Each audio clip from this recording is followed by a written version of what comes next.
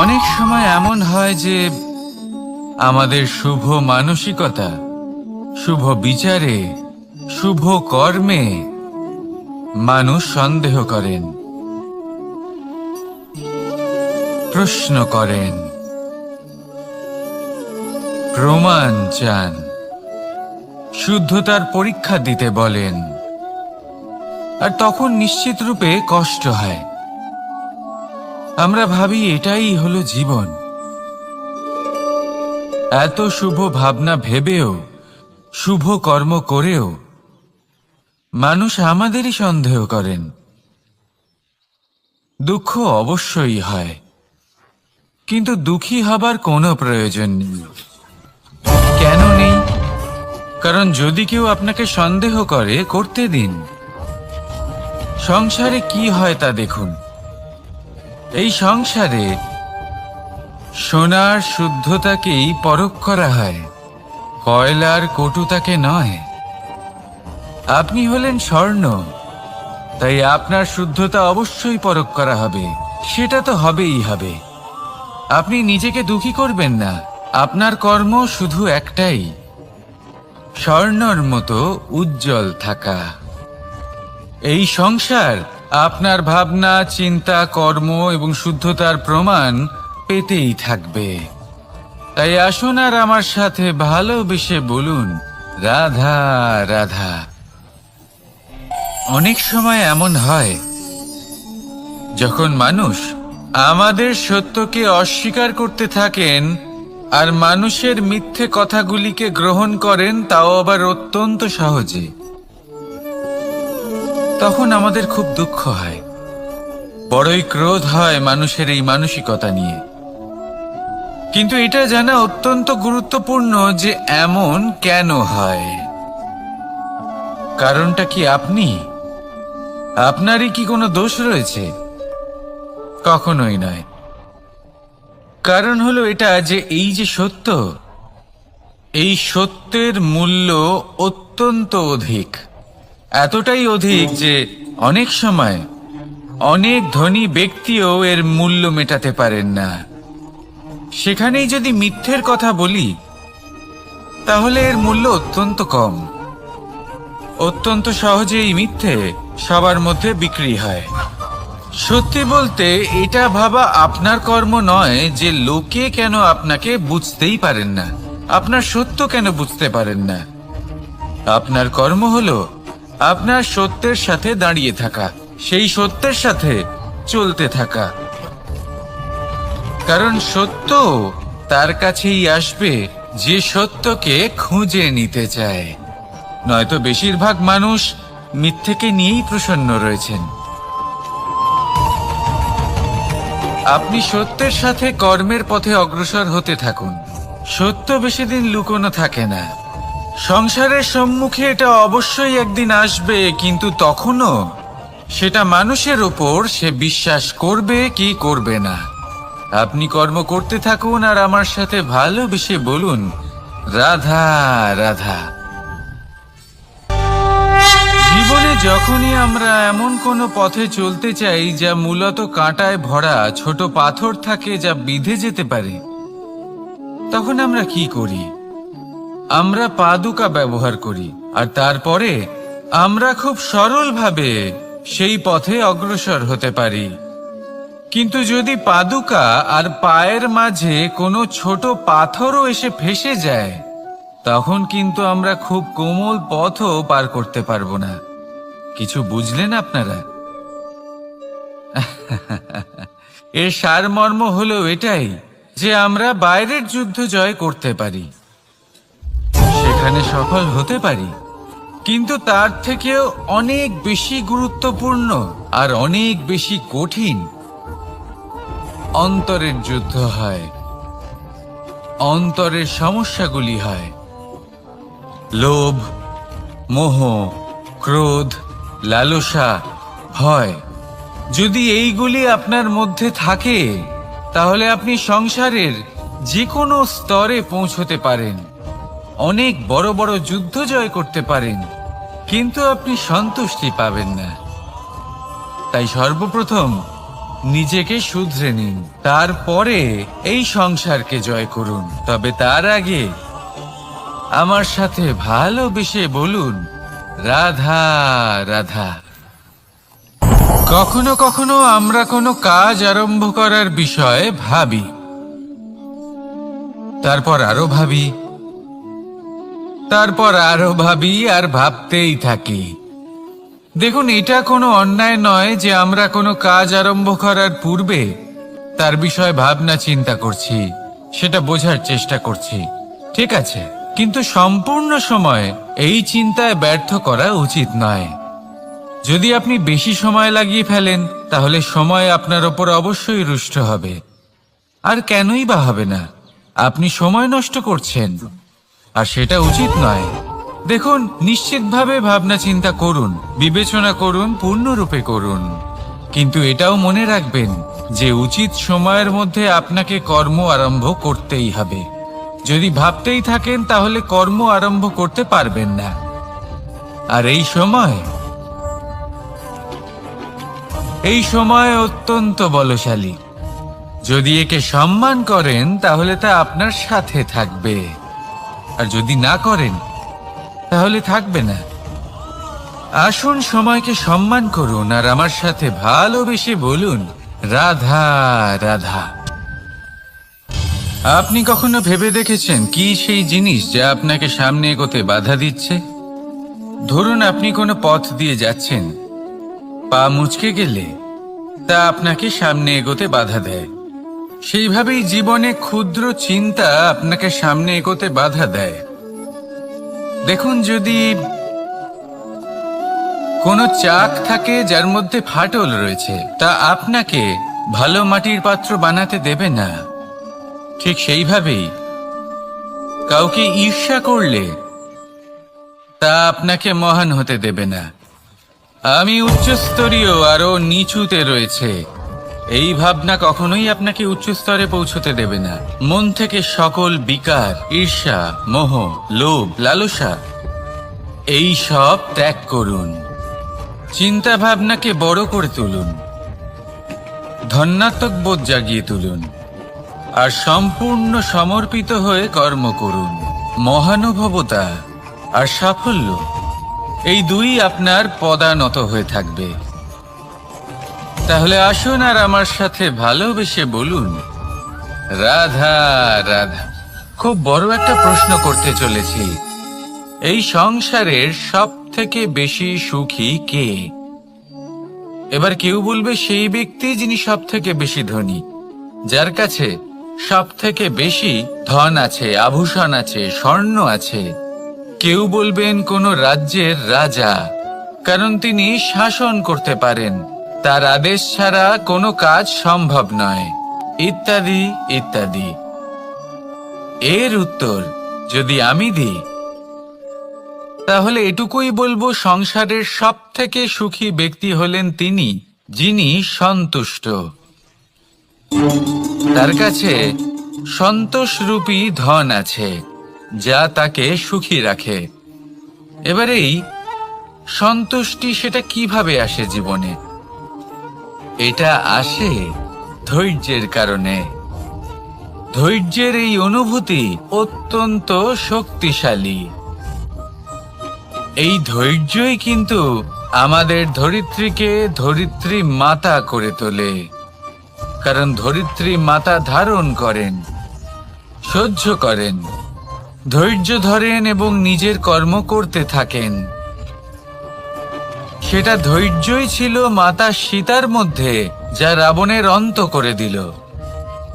এই ধৈর্যের কারণেই নারায়ণ কুর্ম অবতার ধারণ করেছিলেন, বড় একটা পর্বতকে পৃষ্ঠে ধারণ করেছিলেন এবং সমুদ্র মন্থনকে সম্ভব করেছিলেন।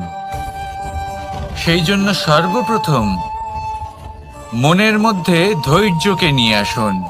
এই ধৈর্যই আপনাকে সন্তুষ্টির পথে নিয়ে যাবে, আর এই সন্তুষ্টি আপনাকে লোভ, মোহ এবং লালসার পথ থেকে দূরে নিয়ে সুখের পথে নিয়ে যাবে।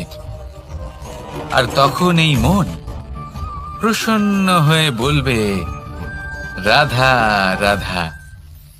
এই সংসারে এমন কখনোই হবে না যে আপনি কিছু একটা করলেন কিন্তু তার মূল্য আপনাকে দিতেই হলো না।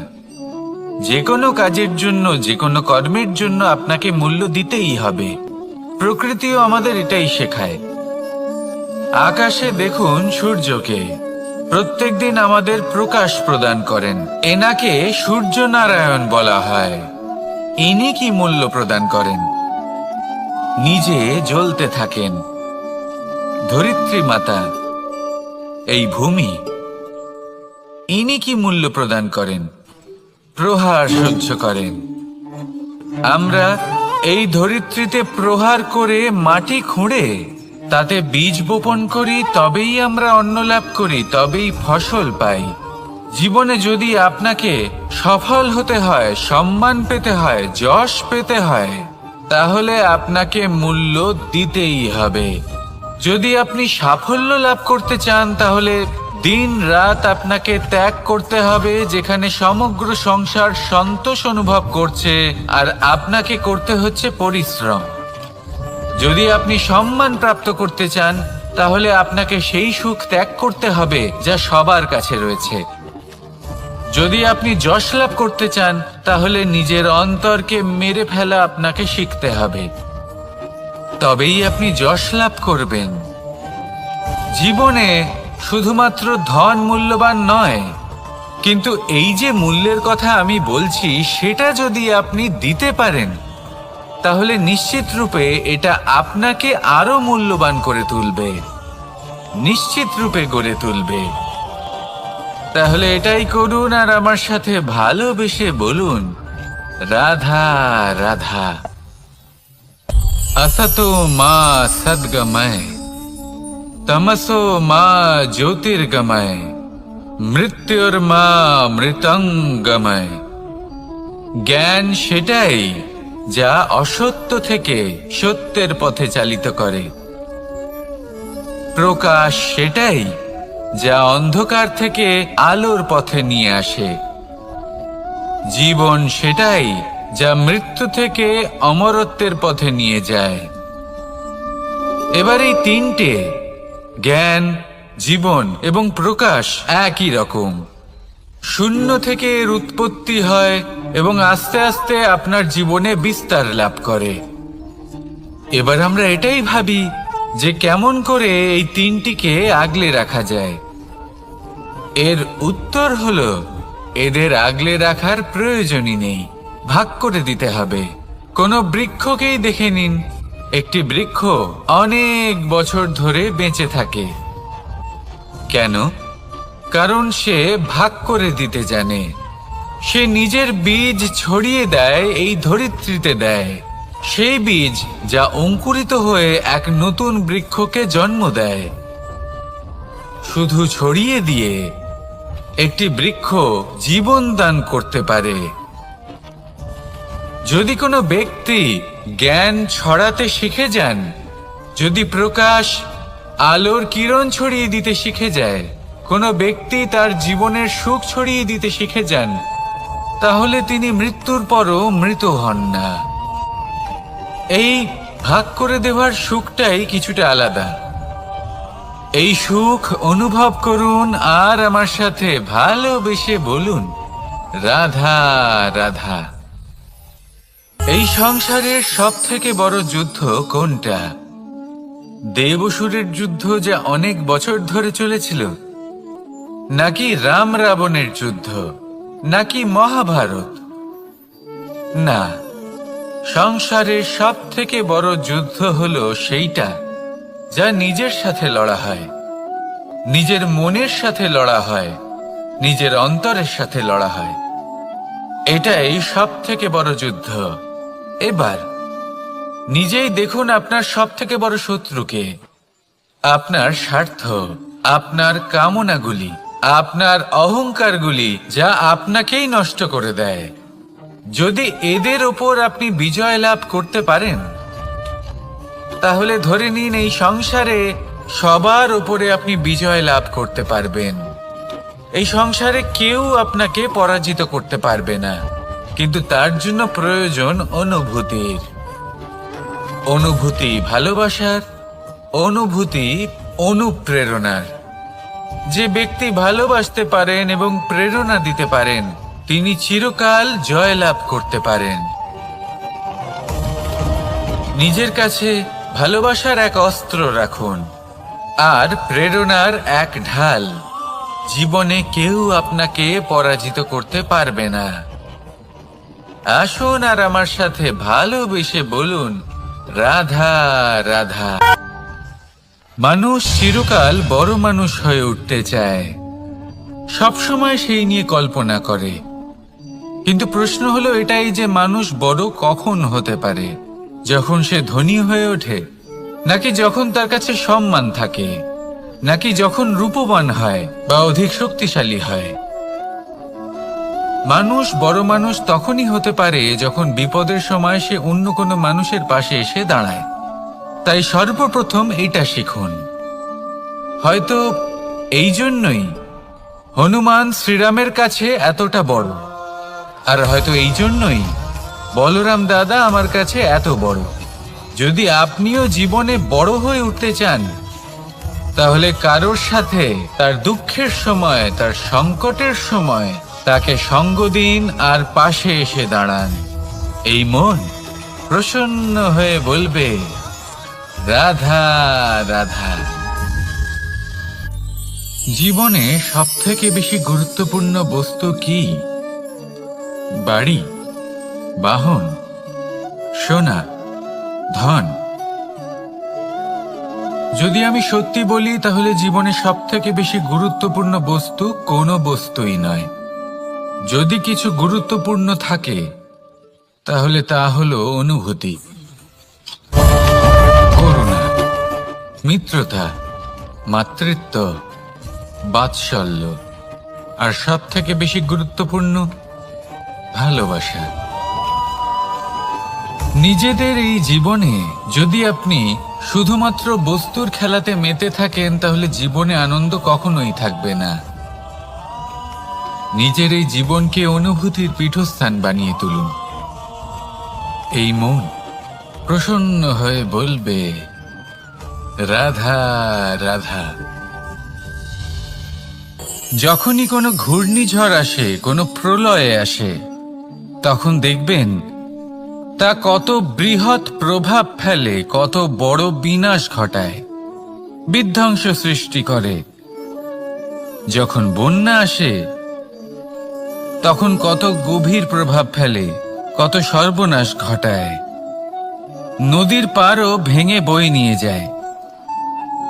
সেখানে কোনো গাছকে দেখুন, শান্তভাবে দাঁড়িয়ে থাকে, চুপ করে, আর নিজের কাজ করে, ছায়া প্রদান করে, ফল প্রদান করে, কোনো শব্দ না করেই নীরবে কর্ম করে।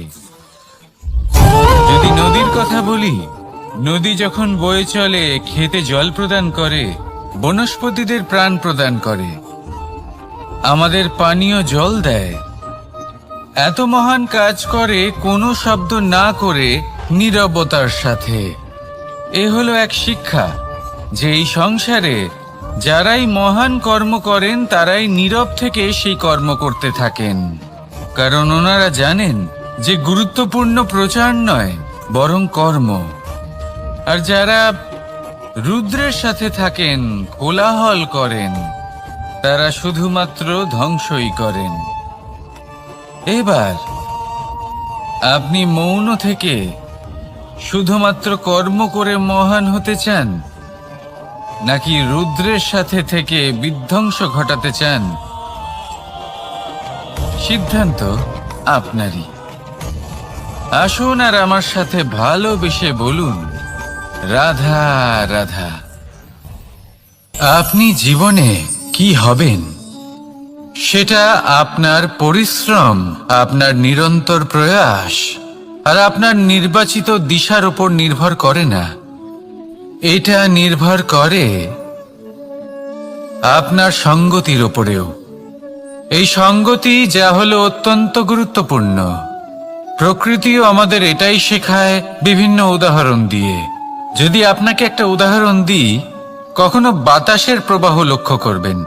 এই বাতাসের প্রবাহ যখন কোনো পুষ্পকে স্পর্শ করে সেও সুগন্ধে পরিপূর্ণ হয়ে যায়। এই বাতাসের প্রবাহ যখন কোনো নালীর উপর দিয়ে প্রবাহিত হয় তখন সেও সুগন্ধহীন হয়ে যায়। এ সঙ্গতির প্রভাব যা মানুষকে কোথা থেকে কোথায় নিয়ে যেতে পারে আপনি জানতেও পারবেন না। এ হলো সঙ্গতির প্রভাব, যেখানে চানার সাথে গুড়ও মিশে যেতে পারে। এ হলো সঙ্গতিরই প্রভাব, যেখানে একটা সাধারণ পাথর স্বর্ণের সাথে মিশে গিয়ে একটা রত্নে পরিণত হতে পারে। তাই এই সঙ্গতির বিষয়ে বিশেষ খেয়াল রাখবেন।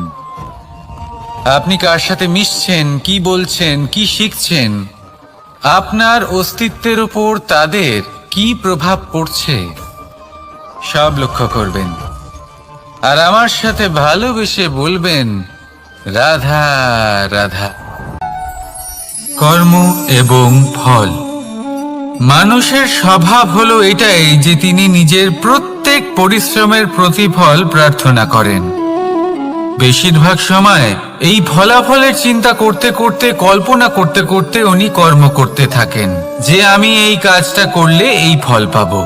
সেই সব কল্পনা করতে থাকেন যা না তার হাতে আছে, না আছে অধিকার, আর না আছে নিয়ন্ত্রণ। উনি শুধু নিজের কর্ম করতে পারেন। উনি কি ফল পাবেন তা তার হাতে কখনোই নেই। তাই আপনিও শুধুমাত্র কর্ম করতে থাকুন, ফলের চিন্তা করবেন না। মনে রাখবেন, শিকড় এবং শাখা যেভাবে একে অপরের সাথে জড়িয়ে, সেইভাবেই একে অপরের সাথে জড়িয়ে কর্ম এবং ফল। যেরকম কর্ম আপনি করবেন সেরকম ফল আপনি অবশ্যই পাবেন।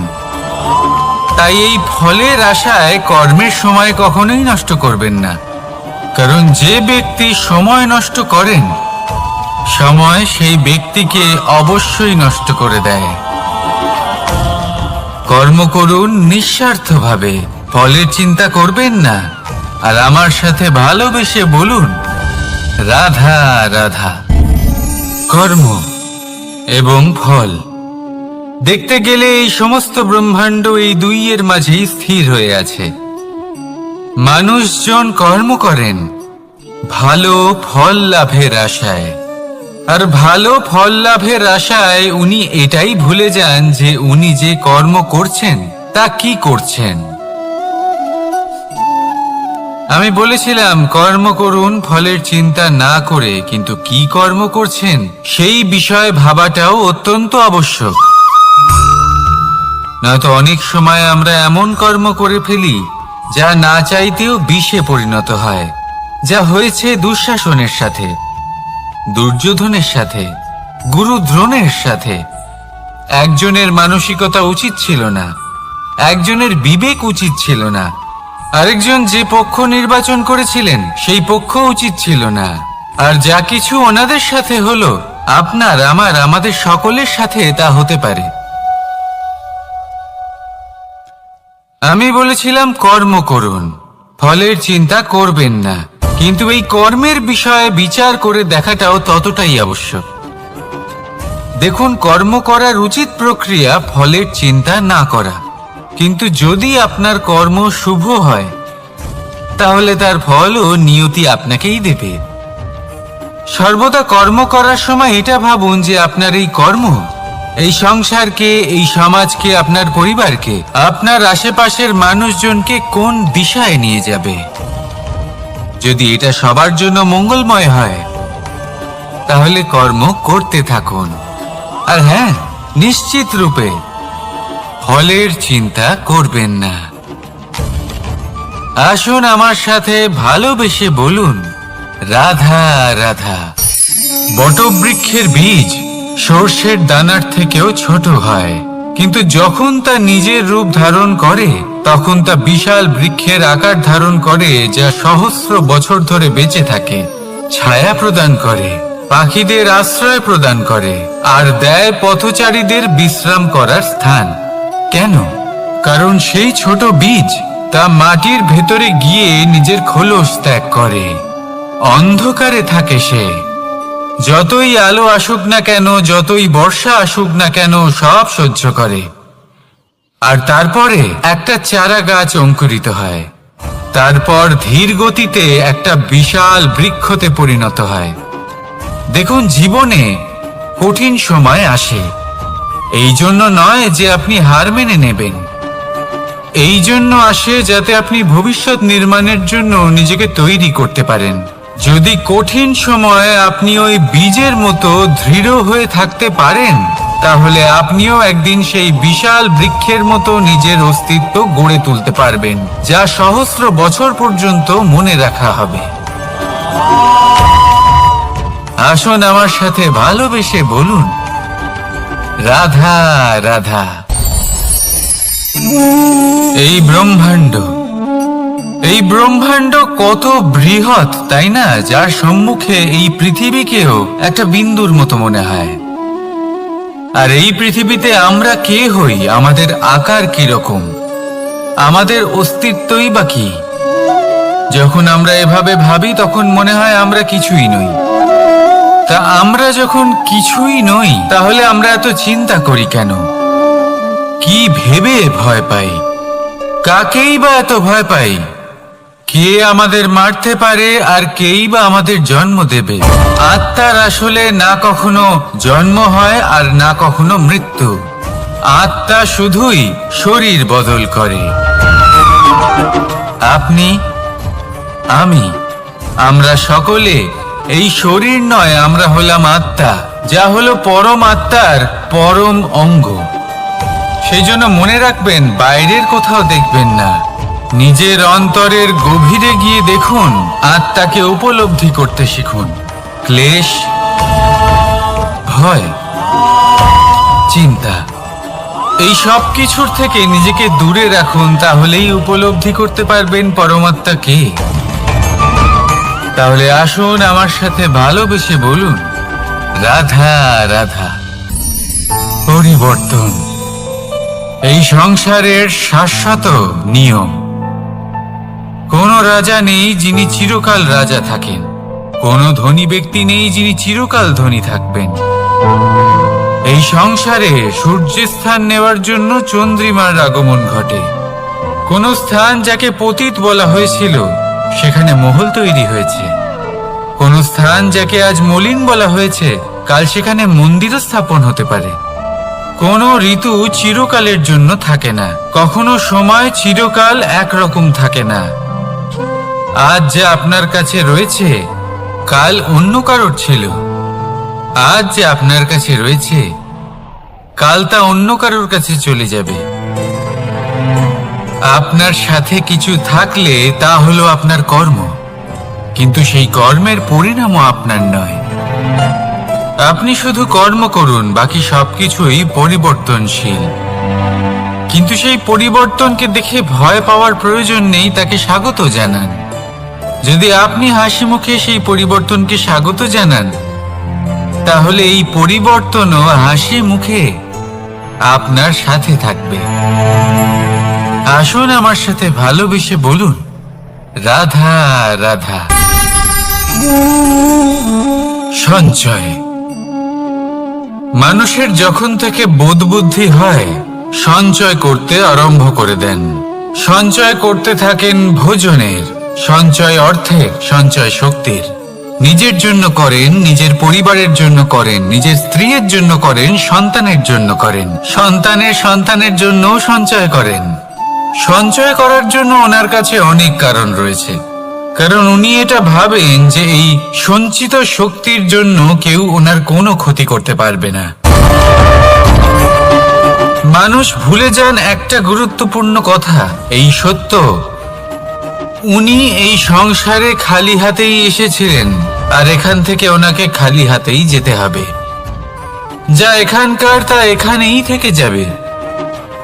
আর যদি কিছু ওনার সাথে যায়, তা হলো ওনার কর্ম, আর কিচ্ছু নয়। তাই যদি কিছু অর্জন করতে চান, তাহলে শুভ কর্ম অর্জন করুন, আত্মশক্তি অর্জন করুন, কারণ পরলোকে এটাই হবে আপনার সম্পত্তি।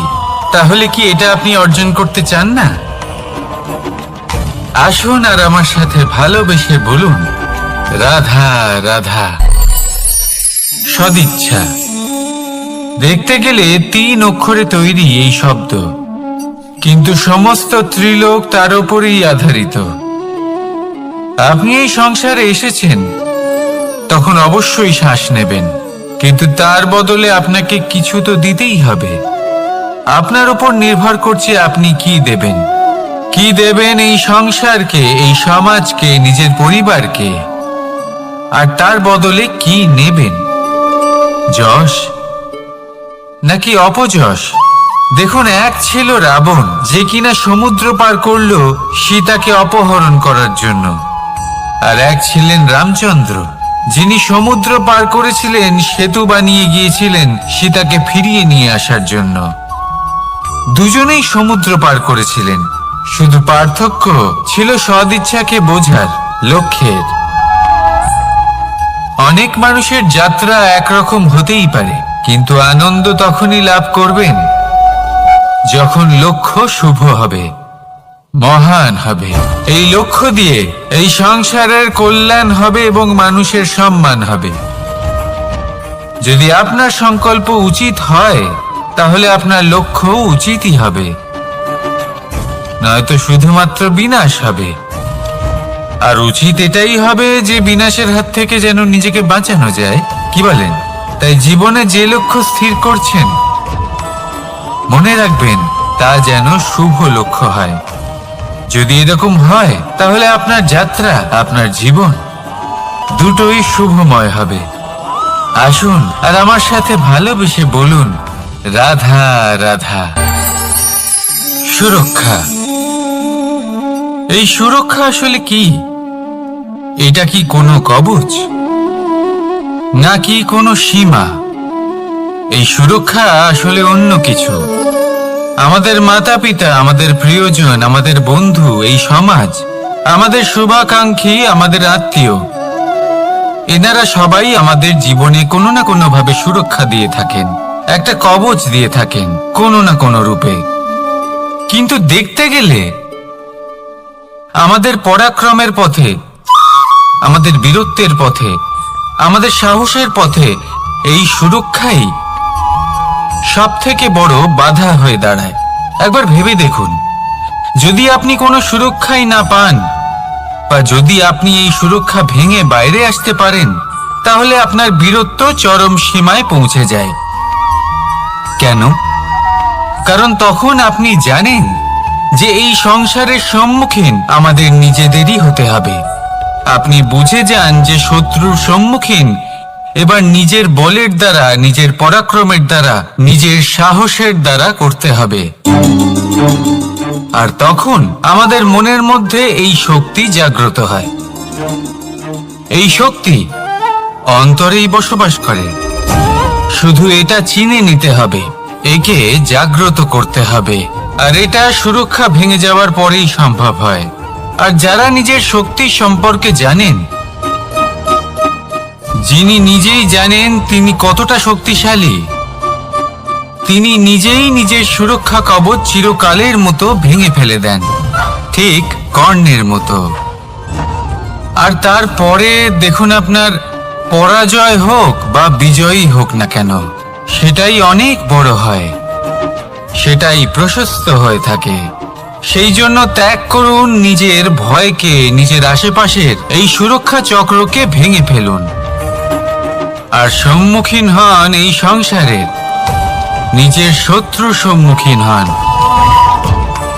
পরাক্রমের এই অঙ্কুর, তা অঙ্কুরিত হওয়ার জন্য বীজের উপরের এই কবচ, এটা ভেঙে যাওয়া অতি আবশ্যক। আসুন আমার সাথে ভালোবেসে বলুন, রাধা রাধা। যখন আমরা হাঁটতে থাকি আর আমাদের পায়ে কাঁটা বিঁধে যায়, তখন মুখ দিয়ে আহ বেরিয়ে আসে, কান্না চলে আসে, আর অনেক সময় অভিশাপও বেরিয়ে আসে। কিন্তু আমরা কি কখনো এটা এইভাবে দেখেছি, এইভাবে ভেবেছি যে আমরা যে পথে চলেছি সেই পথে কাঁটা বিঁধেছে, নাকি আমরা সেই পথ নির্বাচন করেছি যাতে শুধুই কাঁটা রয়েছে? নাকি আমরা এভাবে ভেবে দেখেছি যে এই কাঁটা আমাদের কষ্ট দিতে এসেছে, নাকি এটা আমরাই বিছিয়ে রেখেছিলাম? সাবধান থাকা উচিত ছিল, কারণ কাঁটা বিঁধলে যন্ত্রণা হবে, চিৎকার করে ফেলতে পারি, মুখ থেকে অভিশাপও বেরিয়ে আসতে পারে। কিন্তু এই অভিশাপ শুধুমাত্র আমাদের তরফ থেকে অভিশাপ হয়, সামনের ব্যক্তিটির ওপরও নির্ভর করে। এবার সেই ব্যক্তি যদি এমন হয় যে ফুল আর কাঁটা এই দুই সমানভাবে গ্রহণ করতে পারে, তার কাছে অভিশাপও বরদানে পরিণত হয়। শেষ পর্যন্ত ব্যাপারটা দাঁড়ায় ভাবনা, চিন্তা, দৃষ্টিভঙ্গির ওপর। কারণ আপনার এই ভাবনাই সত্যি হয়ে সামনে আসে। সেই জন্য এই ভাবনা, চিন্তা, মানসিকতাকে গুরুত্ব সহকারে দেখবেন। এই বিবেচনা নিয়ে বিবেচনা করতে শিখুন। আমার কথার অর্থ হলো যে জীবনে যখন এরকম কিছু একটা ঘটবে, তখন ভেবে দেখুন যে এরকম কেন হলো। আপনি কি এমন কোনো কর্ম করেছিলেন যার কর্মফল এটা? এমন কোনো কাজ যা অনুচিত ছিল, অসত্য ছিল, যা অভদ্রতার কারণ ছিল? ভেবে দেখা প্রয়োজন। দেখুন, ইচ্ছে হলো আপনার যে আপনি কি করতে চান, ভাবনা আপনার, সত্য আপনার, জীবন আপনার, সিদ্ধান্ত আপনার। আসুন আর আমার সাথে ভালোবেসে বলুন, রাধা রাধা। সময়। এই সময় আসলে কি? এই সময় একটা সরল রেখা তো কখনোই নয়। সময় হলো একটা চক্র, যেখানে এর আদি সেখানেই হলো এর অন্ত, আর যেখানে তা শেষ হয় সেখান থেকেই তার শুরু হয়।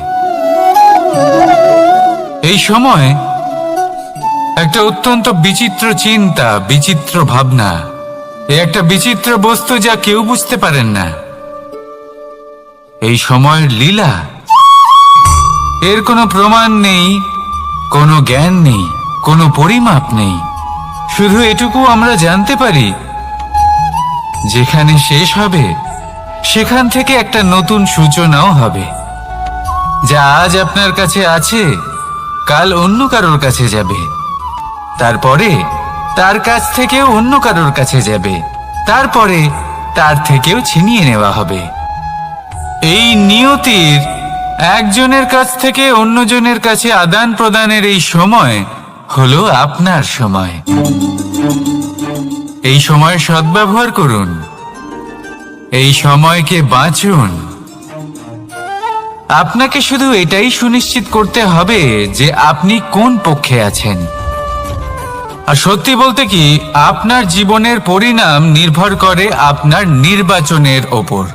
আপনি কোন পক্ষ নির্বাচন করছেন? তাহলে মনে রাখবেন, জীবনে সেই পক্ষই নির্বাচন করবেন যা চয়ন করার পরে আপনি সুখ অনুভব করবেন, আপনি সন্তোষ লাভ করবেন, প্রসন্নতা লাভ করবেন। আর আমি এটাই সুনিশ্চিত করব যে এই পক্ষ যেন শান্তির পক্ষ হয়, এই পক্ষই যেন প্রেমের পক্ষ হয়। তাহলে চিন্তা করবেন না, আর আসুন আমার সাথে ভালোবেসে বলুন, রাধা রাধা। দৃষ্টি আর দৃষ্টিভঙ্গি, এই সমগ্র লীলা হলো এই দুইয়ের। বিচিত্র হতে পারে, কিন্তু এটাই সত্যি। এবার আপনাকে একটা উদাহরণ দিয়ে বোঝাই। অনেক সময় আপনি কোনো ব্যক্তিকে এটা বলতে শুনবেন যে আমি আমার নিজের উপরে গর্ব করি, আমি নিজেকে নিয়ে গর্ব করি, আমি খুব ভালোভাবে আমার মা বাবার সেবা করি, ওনাদের আমি সবসময় সুখী রাখি, ওনাদের আমি একটা বাড়ি দিয়েছি, সকল সুখ সুবিধা দিয়েছি, ওনাদের জীবনে প্রত্যেক জিনিস দিয়েছি আর দেব যা তাদের প্রয়োজন। এবার আমাকে বলুন যে আপনি কে হন? আপনি হলেন সেই বীজ যা আপনার মাতা পিতা রোপণ করেছেন। আপনার মা বাবাই আপনাকে এই সংসারে জন্ম দিয়েছেন। এবার এইসব কথার কি তাৎপর্য? এই হলো সেই ব্যক্তির দৃষ্টিভঙ্গি। এবার দেখা যাক এই প্রকৃতি আমাদের কি শেখায়। কখনো কোনো গাছকে দেখবেন, যখন সেই গাছে ফল আসে, সে মালিকে এটা বলে না যে দেখো আমি তোমাকে ফল খেতে দিচ্ছি। সেই বৃক্ষ এটা বলে না যে দেখো আমি তোমায় আহার করতে দিচ্ছি, কারণ ও জানে যে এটা হলো সেই মালির পরিশ্রম, এটা হলো তারই কর্মের ফল, আর এটা তারই পাওয়া উচিত। সে বলে যে তোমার জিনিস তোমাকেই অর্পণ করলাম, এ আমার জিনিস নয়। ও জানে সেই মালির গুরুত্ব আসলে কি, এটা হলো তার দৃষ্টিভঙ্গি। সেই জন্য আপনি জীবনে কোন ব্যক্তির মধ্যে, কোন পশু পাখির মধ্যে, কোন প্রাণীর মধ্যে, কোন পরিস্থিতিতে, কোন আবেগের মুহূর্তে কি দেখতে পাচ্ছেন, সেটা আপনার দৃষ্টিভঙ্গির উপরে নির্ভর করছে। তাই নিজের মনে ধনাত্মক ভাব জাগ্রত করুন, শুভ চিন্তা নিয়ে আসুন। এই ভাবনাই সত্য হয়ে সামনে আসবে। এই দৃষ্টিভঙ্গি এমন হয়ে যাবে যে আপনার জীবনে সবকিছুই শুভ হবে। তাহলে আসুন আর আমার সাথে ভালোবেসে বলুন, রাধা রাধা।